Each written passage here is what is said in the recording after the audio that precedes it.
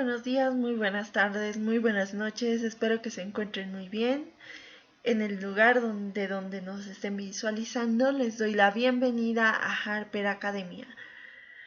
Nuevamente vamos a retomar todos los cursos de anatomía y principalmente ya pasamos a nuestra tercera porción del miembro superior, que es la mano. En esta ocasión les voy a dar toda la osteología de la mano.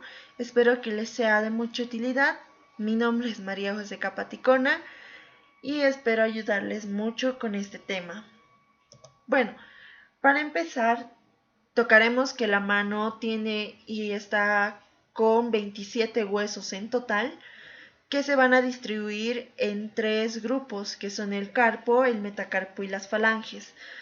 Pero también vamos a tocar a un grupo de huesos que son los huesos sesamoideos, que se van a encontrar como nuestro cuarto punto en este tema. Primero vamos a pasar con los huesos del carpo, que estos huesos se van a encontrar en un grupo de 8 huesos que se van a distribuir en dos hileras o dos filas, una superior y una inferior. Cada una de estas filas se va a contar con 4 huesos y en totalidad, cuando juntamos estos 8 huesos, vamos a formar una superficie rectangular en nuestra región del carpo. Al formar esta región rectangular, nosotros vamos a poder ver una cara dorsal y una cara ventral. La cara dorsal va a tener una característica principal que va a ser que tienen una concavidad que formará el canal del carpo, y en la cara dorsal va a ser el paso de los tendones del extensor de los dedos. Pero nosotros principalmente nos vamos a enfocar en la cara anterior, que como les dije es en esta forma porque va a ser el canal del carpo y nosotros lo vamos a poder ver acá. Es una concavidad anterior y va a tener dos límites, un límite lateral y un límite medial. El límite lateral se va a dar gracias al tubérculo del hueso escafoides y el tubérculo del hueso trapecio.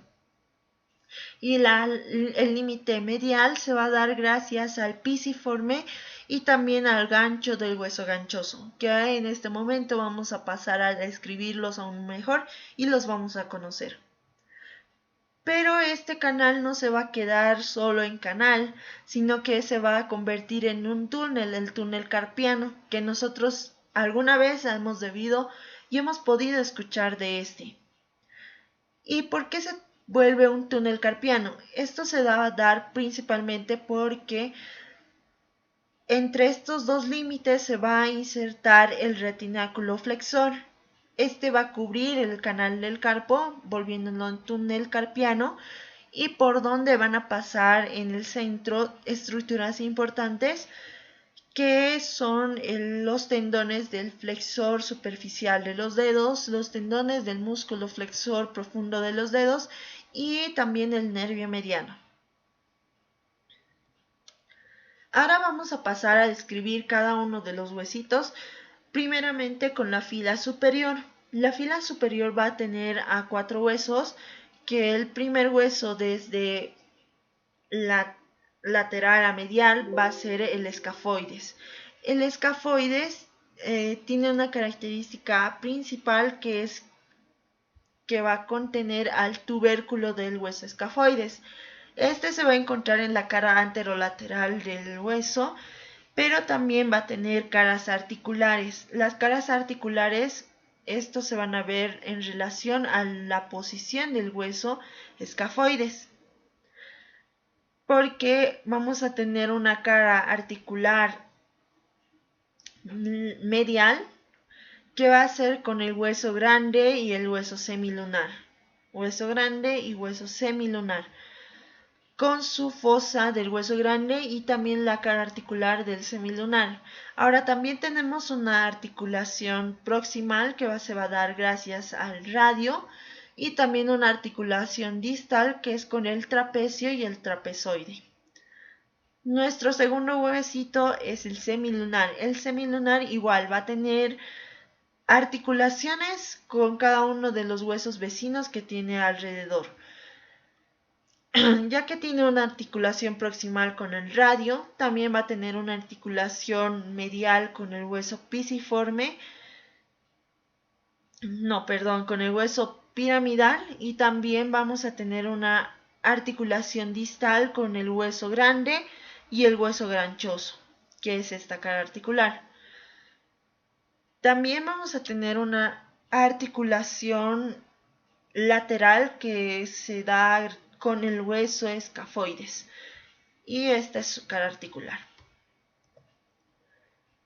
Los otros dos huesos de la fila superior son el piramidal, que va a tener una cara articular en su cara ventral con el hueso pisiforme. También va a tener una cara articular lateral con el hueso semilunar y una cara articular con el hueso ganchoso, que va a ser su articulación distal. Y el último hueso que presentamos es el pisiforme de la fila superior. El pisiforme, como les comenté, tiene la función de ser el límite de el túnel carpiano o el canal carpiano como límite medial. Pero este se va a articular con el hueso piramidal, ya que el hueso piramidal tiene, como les dije, su cara articular en la cara ventral. Es como que el pisiforme se está superponiendo sobre el piramidal. Este es nuestro piramidal y encima va a estar el pisiforme. Y también el pisiforme nos va a brindar una inserción de un músculo, que es el músculo flexor cubital del carpo. Esa es la principal función que cumple nuestro hueso pisiforme. Pasamos con la fila inferior, que igual contiene 4 huesos, que son el trapecio, el primer hueso lateral, que va a brindar una articulación distal con el segundo metacarpiano y el primer metacarpiano. Luego también tiene una articulación medial con el hueso trapezoide, y también va a brindar una articulación proximal con el hueso escafoides. Aquí también podemos ver en otra vista la articulación con el segundo metacarpiano y con el hueso trapezoide. Otra característica que tiene el trapecio es que contiene al tubérculo del hueso trapecio, que igual va a limitar lateralmente al canal del carpo. Luego tenemos al hueso trapezoide. El hueso trapezoide va a tener igual con sus caras articulaciones con relación a cada uno de los huesos que están en su alrededor, teniendo una articulación proximal con el hueso escafoides, y también tiene una articulación distal con el segundo metacarpiano, una articulación lateral con el hueso trapecio y una articulación medial con el hueso grande. Pasamos con los dos últimos huesos de la fila inferior, que es el hueso grande, que este se va a caracterizar principalmente de tener una forma de tapón o corcho de las botellas de champán. Y de igual manera tiene las caras articulares con cada uno de sus huesos vecinos, que son una articulación proximal con el hueso semilunar, una articulación distal con el segundo metacarpiano, el tercer metacarpiano y el cuarto metacarpiano. Luego tenemos una articulación con el hueso ganchoso, una articulación con el hueso trapezoide, que es la articulación lateral, y como última articulación, la articulación proximal con el hueso escafoides. El hueso grande también se va a caracterizar, como les he dicho, en el corcho de champaña, pero a la vez este corcho y este hueso grande tienen tres partes esenciales, que son la cabeza, el cuello y la base del hueso. Ahora sí, pasamos con el último hueso de la fila inferior, que es el hueso ganchoso. El hueso ganchoso de igual manera va a tener estas articulaciones en cada uno de los lados gracias a su densidad, pero va a tener también una característica principal, que es que este va a contener al gancho del hueso ganchoso. Y nosotros lo podemos ver acá. Este es el gancho del hueso ganchoso. Tiene una articulación distal con el cuarto metacarpiano y también con el quinto metacarpiano. Luego tenemos también una articulación proximal con el hueso semilunar y con el hueso piramidal. Y una articulación lateral con el hueso grande. No tiene una articulación medial, como les digo, este hueso es ya más hacia el extremo medial, entonces no se va a articular, ya está en el aire y ahí lo vamos a tener a este hueso. Pero se preguntarán, ¿cómo me voy a acordar tantos nombres de los huesos del carpo? Entonces, nosotros manejamos principalmente memotecnias o también frases graciosas que nos puedan dar a conocer estos huesos y aprenderlos de mejor manera o más rápidamente. En esta ocasión les traigo este que dice: esa señorita pide pizza, traigan, traigan, huele grandioso. Cada uno de estas letras pintadas en celeste son cada uno de los huesos del carpo. El escafoides, el semilunar, el piramidal, el piciforme, el trapecio, el trapezoide, el hueso grande y el oso va a ser el final del hueso ganchoso. Pasamos con nuestro segundo punto, que son los huesos del metacarpo, que se van a caracterizar principalmente en tener la forma alargada, ya que son huesos largos, y como todos los huesos largos van a tener una diáfisis o cuerpo, una epífisis proximal o extremidad proximal y una epífisis distal o extremidad distal. En cada uno de estos huesos también tienen sus características, entonces vamos a tocar un poco más a fondo cada una de sus características. El primer metacarpiano se va a caracterizar en ser corto y a la vez solo tener en la extremidad proximal una carilla articular. Esto se da principalmente porque es a nivel de nuestro dedo pulgar y es más corto que todos los demás, si se pueden dar de cuenta. Luego tenemos a nuestro segundo metacarpiano, que va a tener como característica en su extremidad proximal dos carillas articulares, porque esta vez sí va a tener articulación en cada uno de los lados, principalmente la articulación medial. Y también en su extremidad proximal va a ser en forma de V. Esta V se va a caracterizar de tener articulación o inserción de músculos principales que van a ser en su cara dorsal, el músculo extensor radial largo del carpo y también en su cara ventral el músculo flexor radial del carpo.